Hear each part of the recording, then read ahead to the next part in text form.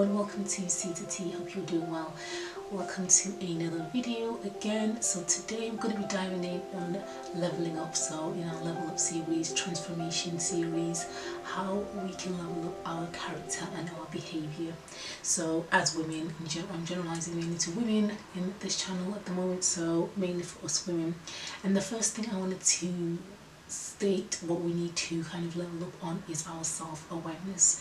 Just being aware of who we are as women, as the woman that you want to be, and your identity, and just moving through the world knowing who you are.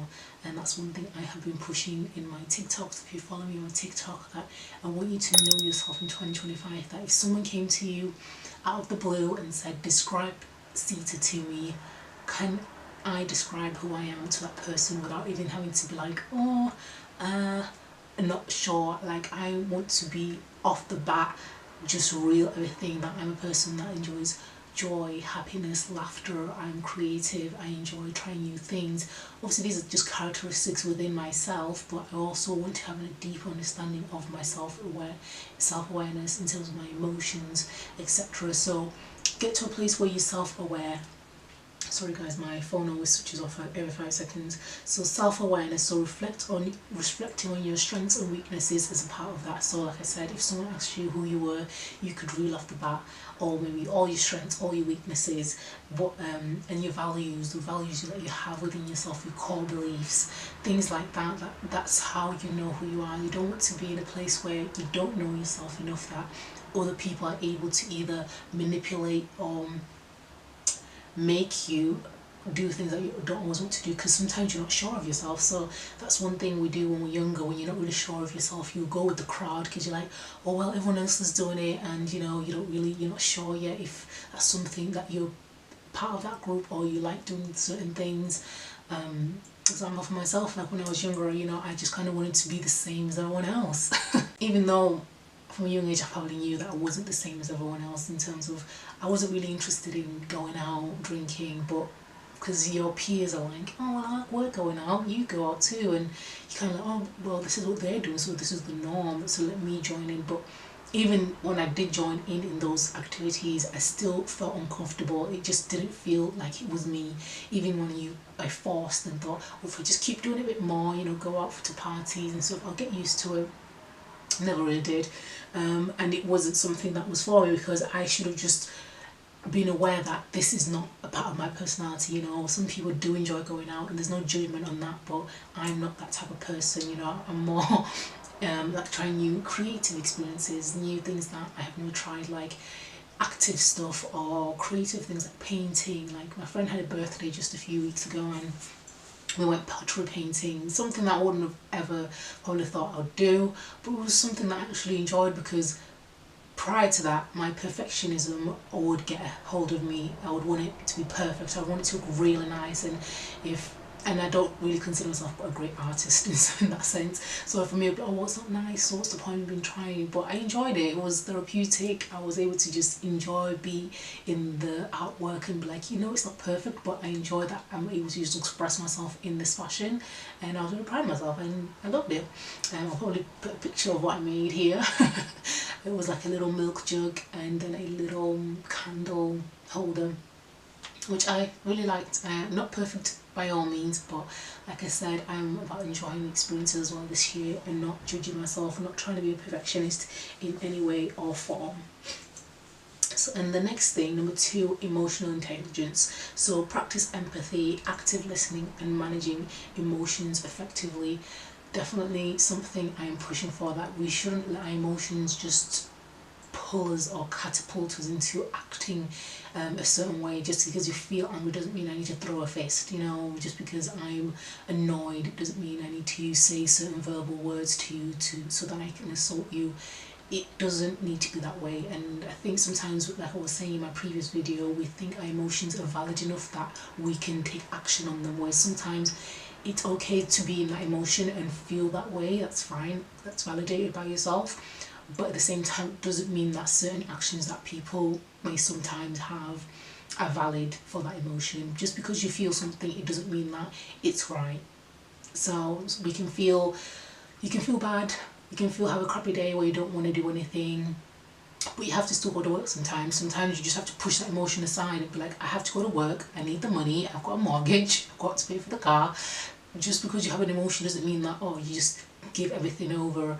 Obviously at times people can experience strong emotions where it is difficult, and then that's one of those things where you do have to get to a point of just like learning your emotions, understanding your emotions, sitting in those emotions. And that's why I say, rather than just being in that moment, having that emotion and then acting, sit with the emotion, question why you feel that way, what's happened that's made you feel that way, is there anything that you've said and that your emotion is valid right there and then. So emotional intelligence is very important. And respect, treating everyone with respect and kindness regardless of their status. I think this is across the board for me. No matter what position you're in, I think you should treat everyone with respect. It should not matter if this person's a CEO or this person is working in retail. Respect is for everyone. Having that kindness just shows you the character that you actually have, and because of that your behaviour will show from that. So if you're someone that respects people, you treat people a certain way, speak to them the same way as you speak to everyone, not speaking down to them in any way that you're not thinking you're better than anyone, but speaking to them just like a normal human being that deserves respect. So making sure that we have that kindness and respect and treating everyone with the right behaviour and characteristics. So yeah, that's number 3. 4, confidence and humility. Being self-assured, yet open to learning and feedback. Confidence is a great thing. You need confidence so that you can push yourself, push your boundaries. Confidence isn't always done overnight. Some people get confidence as a gradual progress, and I think that's how I've done it. I've learned confidence by just pushing through the things that I might be scared of, doing the new things that I don't really want to do, but doing it scared, and then after being like, oh, you know what, I did it, and then that you gain confidence from just having that reassurance that you were able to do that thing. So build your confidence. Even if you don't have confidence now, don't see it as being a bad thing. Just build on it. Do the things that you're scared, try new things. That's a way of building confidence. And also obviously having that humility in there, you know, not being boastful in anything, but rather just, you know, being accepting that, you know, you're grateful, that you appreciate what you have, and that you don't have to boast or be in people's faces to be like, I have this position. And I guess it goes back to the same category of having that respect and kindness with people. I feel like if you have these characteristics and behaviours, having these characteristics will equals a certain behaviour. You know, when you are respectful to people, you will have humility in terms of not seeing people having categories and being like, oh, you're beneath me. You know, these all kind of tie in together. So making sure, like I said, being reassured, but always open to feedback. So be open to getting criticised. I used to hate being criticised. I guess it was just that part of me that thought that it was an attack on me as a person and my character, rather than seeing it as, no, this is just feedback for your growth, so then you can improve and become, you know, better in this area and this thing. And now I accept that. You know, I got to a point of be like, even if it doesn't feel nice, I'm going to receive it. The time if we do get feedback, it's most of the time true. And it's just because we don't really want to be seen in a negative light. Our egos are hurt, so we feel like, you know, that person was wrong, I shouldn't have said that, I work really hard. And it's never an attack on you as a person. You just have to see it as being either, especially in a professional setting, seeing it as that it's a job, they just want you to improve, and in essence no one is perfect, so everyone needs to improve one way. Honesty, dependability and strong moral principles kind of all tie in terms of all the other things, you know, having respect, have your own integrity, you know, honesty in there. Don't be someone like this. I'm back. I switched it off. My camera's only like 10 to 11 minutes, so it's always cut off. But as I was saying, integrity, upholding honesty, dependability and strong moral principles. Having integrity in terms of being honest if you do need help, if you are in a pickle and you're like, you know what, I need help, I'm not gonna, that ties in with humility, because when you are honest and say, yeah, I need help, that's being humble. You're not being like, oh, I don't need anyone's help. So having that integrity and honesty is a great way to level up in a way that levels up your behaviour and your actual character as a person, as a dependable, you know, be someone that people can depend on. If you say to your friend, I'm coming to this, attend. Obviously things happen in life, but attend when you said, keep your word, be someone of your word, that people can trust you. Having a good rapport is a great thing, because a lot of people have gained business just out of good reviews, because that's a good rapport. So sometimes if you think that, and loads of people come down because of bad reports, because yourself having that integrity and upholding your principles, it does go very far, because a lot of people will find out, whether it's sooner or later, they will find out the truth, whether you're an integral person or not. The next 6, communication. Speak clearly, listen attentively, and stay respectful during disagreements. Communication is just a strong thing. I think a lot of us, we struggle with communication just on a day-to-day basis, and sometimes some people have the issue of communication in terms of not saying enough, or of what they feel, which I feel like that used to be me. So you might feel a certain way, but rather than voice it, you're like, oh, let me just keep quiet because I don't want to stir the waters. And then there's some people that communicate too much, so they'll say too much of what's not required without thinking, and think that because they're saying everything, that is communication, but that's not communication. That's just blurting everything out and hoping for the best. That is not good communication. Clear communication is speaking how you feel, not putting blame on that person, being transparent, and also being vulnerable in that moment. Be like, you know what, let's say you have a disagreement with someone, being like, you know, I didn't feel loved in this moment. I didn't feel like you cared for me in this moment when you said these words. These words sunk deep in my heart, you know, they hurt me a lot. And this is the reason why I had the reaction that I did. Even though you might have thought those words were nothing, to me those words were, you know, like a dagger in the heart. And you know, I know it might not have been your intention to say those words, because you were also frustrated and angry, but I just need you to know that how you portrayed how you felt affected me also. So things like that. So being in a place where you're calm enough to articulate yourself well enough that you're not blaming anyone, accusing anyone, not even listening anymore, because you're in a place of just, you're seeing red, you're angry, you don't want to you don't really want to hear what the person's saying, because you just want to make sure that you get your point across. Disagreements are very hard. Disagreements can be very hard, and it is a difficult thing to kind of sort out, but I think slowly learning how to communicate helps you. Things like this can be helped through courses, watching YouTube videos, having coaching lessons, reading books. All these things are helpful, especially if you're someone that doesn't really know how to communicate well. I used to not be a great communicator. I do feel like I'm a lot better in terms of communicating now in disagreements. I try to uphold my calm and cool and collectedness, which I always have, so that's not an issue. It's more the issue for me was actually speaking what I felt rather than just keeping quiet altogether. So yeah, that helps with our character development. Growth in mindsets, embracing challenges, seeking knowledge, or remaining adaptable. So growing constantly, growing in the things you're reading, in your experiences, and the things that you try. All these things help you, so then you're not ever stagnant. You're always developing, always evolving, whether it's for your career, whether it's for yourself, your children, your husband, the people around you, friends, family. You're always improving for yourself, but everyone else around you will also reap the benefits. So never stopping growing. Like for me this year, my challenge is to read at least 2 books minimum, and then after that, great. I'm currently on my first book still this year, which is by James Clear, Atomic Habits. I have so many books, literally I have so many books which I bought from last year that I need to read. And I also have the next book, which is The Body Keeps Count. Which other ones do I have? They're all here. I just have the one. Yeah, so The Body Keeps Score, sorry, not count. Body Keeps Score. This one is by Bessel van der Kolk. It's just basically more psychological in terms of how the brain, mind and body, it says the body keeps the score, brain, mind and body in the healing of trauma. So kind of looks into trauma and how if you don't ever actually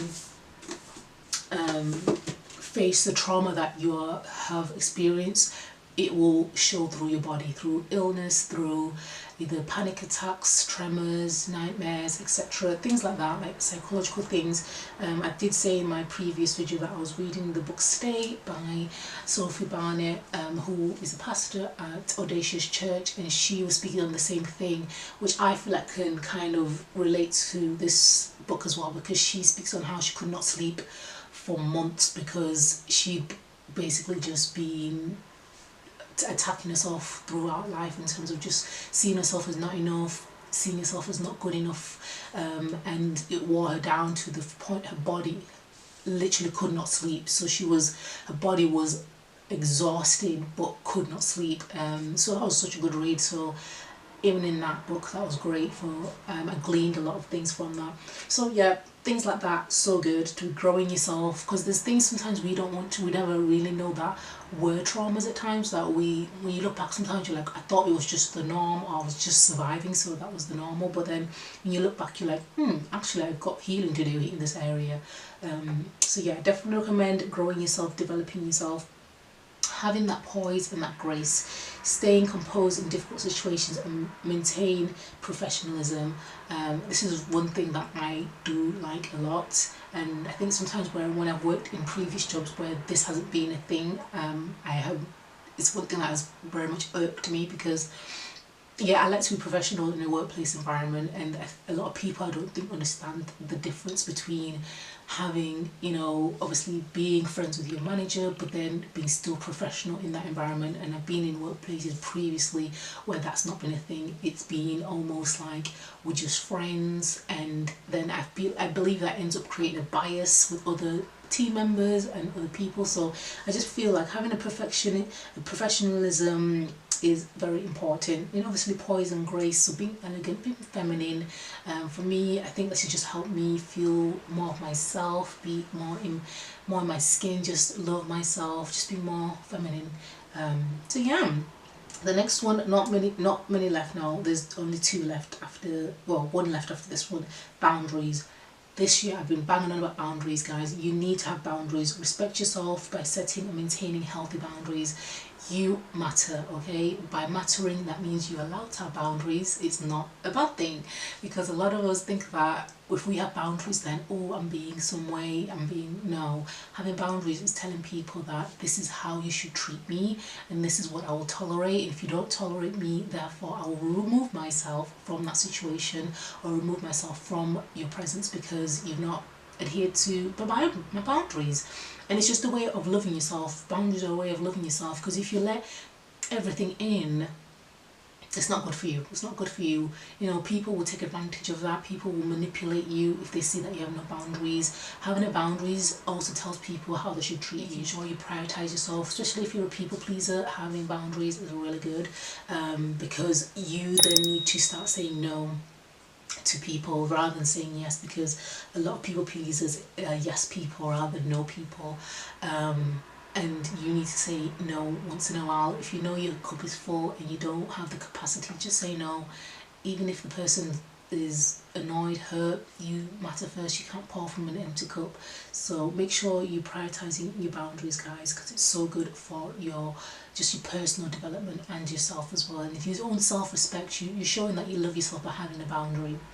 Positivity, so cultivate gratitude, optimism, and solution-oriented mindset. So rather than negative and bringing yourself down and having self-limiting beliefs, not having confidence in yourself, be positive. Everything will work out for your good.